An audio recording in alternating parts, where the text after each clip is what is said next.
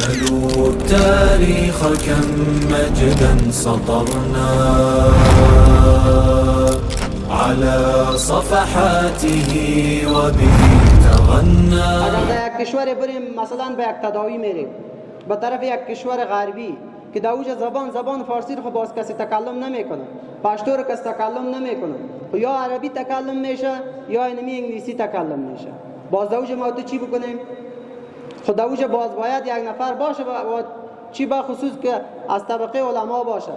یک شخص اوج بگه که من میخوایم مسلمان شوم، تو با من میرایش یاد بده چگونه می کلید مسلمان شدن چی رقم است مدبی در اسلام داخل شون.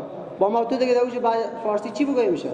بگوییم کلمه شهادت رو بخوان، کلمه طیبه رو بخوان، این کارو بگو کارو بگو، هیچ کدامش نفهمه.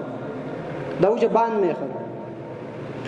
و در ضمن از او فضیلت شما با مردم عوام در آیت دیگری که تلاوت کرده شد در این بیان شده که هل یستوی الذین یعلمون والذین لا یعلمون. اینجا استفهام انکاری است که کسی عالم است با کسی که جاهل است برابر نیست. علامه قاضی ثناءالله در تفسیر مظهری ذکر میکنه ضمن امی آیات میفرماید لیس العالم والجاهل لا یستوی العالم والجاهل. میگه عالم و جاهل کسی که نمیدانه او رو خطابش به جاهل کرده که عالم و جاهل برابر نیست.